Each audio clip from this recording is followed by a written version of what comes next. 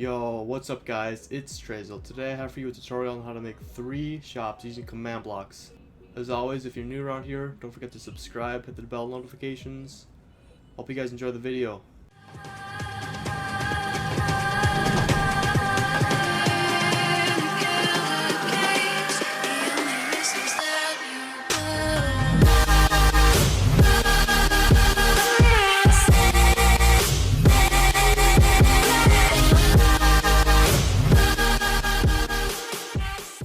So as you can see right here, I have 3 different types of shops. They're all very simple, they're all using command blocks. This one right here uses physical currency, so that means you'll put something in the chest, and if you put the right thing in the chest, you know, the currency you require for your server, it'll give you what you want to buy. These ones use scoreboards, so if you're not familiar with scoreboards, I would recommend using either of the other two. And this last one uses experience, so like levels, and I personally don't recommend it because, I mean, it depends on the server you're using. If you're using a server like Factions or something where you die a lot, it's not really recommended because every time you die, you lose your XP, so then you lose your currency. Unless you can find a way around that. I don't really recommend this shop, but it's always a good way to start off. So let's go to the first shop here. This shop uses physical currency. Now as you can see, there's a buy and sell here. This one is to buy the currency. It's very simple. The first command block is repeating and always active. It tests for blocks, the block above it, which is this chest right here, and then the block 3 blocks above it, which is the chest up here. Now just think about it, like players are going to be up here, they're not going to be seeing what's down here, they're just going to be like walking up here seeing this chest. There's going to be like a sign right here saying like buy, blah blah blah, sell, blah blah blah. These squiggly lines, if you don't know what these are, if you put a squiggly right there instead of the actual coordinate, it just means like in reference to where that command block is. So, you know, it goes X, Y, Z, then X, Y, Z again. So basically what I do is I do the X's the same spot as the command block, so right here. Then the Y is 1 block above it, so right there. Then the Z stays the same, so it's literally just 1 block above it, the command block. Then it's the same thing, so it's just that single block right there.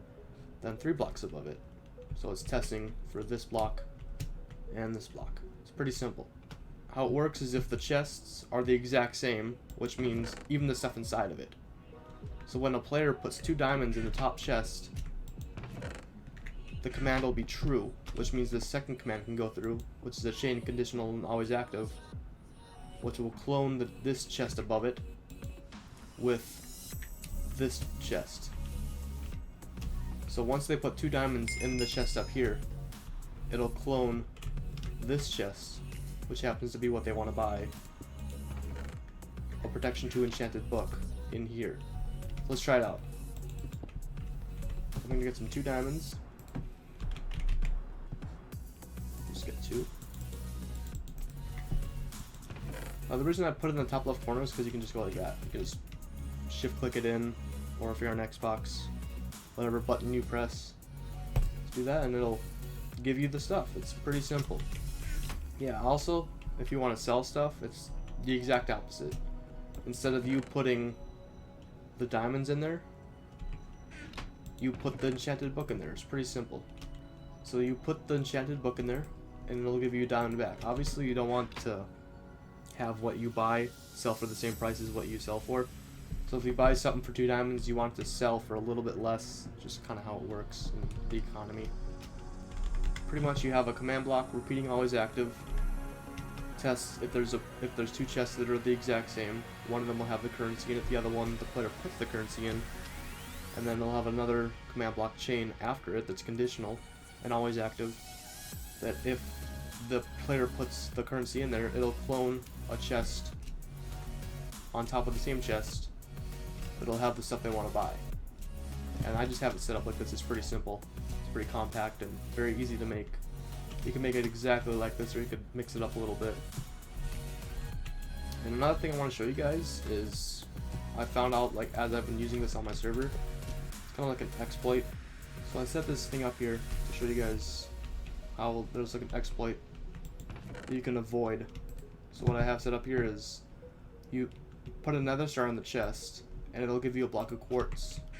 But sometimes you might have something in the world where you get like a spawn token or something where you can literally just change the name to nether star and supposedly you could get free currency. But that doesn't work. So let's say I change the name to nether star. Try putting it in there. It won't give you the stuff. So it does work. People can't really get around that, so don't worry if you put stuff in the world where you rename it. If you rename something, it won't work in this method of currency or shop system. So the next shop I have is a Scoreboard Shop, and this one uses the Scoreboard's commands, which is the one I use right now in my world. Basically, when you press the button, it'll activate both commands. This is the buy, these are the sell ones. And the first one will test if you don't have enough money, the second one will test if you have enough money. So this one, it'll be scoreboard players test the closest person, which is the person pressing the button. This is the scoreboard, so in this case it's money 2 for me. And it'll test if you're between 0 and 1 below how much it costs. So in this case, it costs $500 for what I'm trying to buy. If I had $499 or less, I would not have enough money. So therefore, it would tell me that I need more money. If I had $500 or more, which this is a big number, if you get that much money, I mean, good for you, then it's going to remove $500 from your account twice. Okay, not twice. Just once. Forget that. It's going to remove $500 from your account. Then it's going to give you what you're trying to buy, which in this case is a diamond sword. And also, before you make these commands, you obviously want to do scoreboard objective add, and then add whatever the scoreboard is going to be called, which I did money to. You can do whatever you want. If I press it, it'll take away that much money from my account, and I'll get a diamond sword. And you don't need to do the thing on the side of the screen there. That's something else. And then this one is the sell shop. It'll clear my diamond sword for me if I had one in my inventory. So it's clear at P diamond sword 01. 0 is the title ID, and then 1 diamond sword. So let's say you had like 3 diamond swords in your inventory. It wouldn't clear all of them, it would just clear 1. Then it would add $100. That's how much it would sell for. I have these two to show a little example here.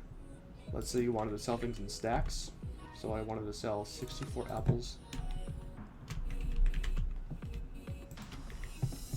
What I would do is I would do clear IP apple 063, not 64. Then I would do another one that's clear IP apple 01, so that it adds up to 64 together. And then I would give them the money for it. And the reason I do that is because if you just did strip 64, you could literally just do like half of the amount. Press it, and it would still give you the money. So yeah, you gotta do this if you're gonna sell things in stacks. You just do one below what you're trying to sell. So if you're trying to sell like 32, you do 31, and then do the last one as a second command. Then give them the money. So in the last shop here, this one uses experience. You want to test if the player has a minimum level of whatever you're trying to require for them. So in this case, it's 50 levels. So you do LM equals 50, so that means they have to have at least 50 levels to be able to buy the item. And then you'll do XP negative 50L. The L stands for levels at P. So then it'll take 50 levels from them and then give them the item. It's pretty simple. So I don't think I had enough levels there, so what I'll do is I'll do XP 50L at P. Now I have at least 50 levels, and I'll be able to get the item. Then if I want to sell it, it'll be the exact same thing as before. This time it's apples again, so I'll just give myself some apples. It'll be a stack of apples, just like you can see there. And then it'll give you 20 levels for it. So, there you go. It's fun adventure to see this, because you can't really see it in creative. Now let's sell it. Now I have 40 levels, so 47 total. Anyway guys, I hope you enjoyed the video. Don't forget to subscribe. If you're new, turn on bell notifications, hit that like button. If you guys like tutorials like these that I do with commands, please let me know. I'll do more of them in the future. And as always, peace out everybody.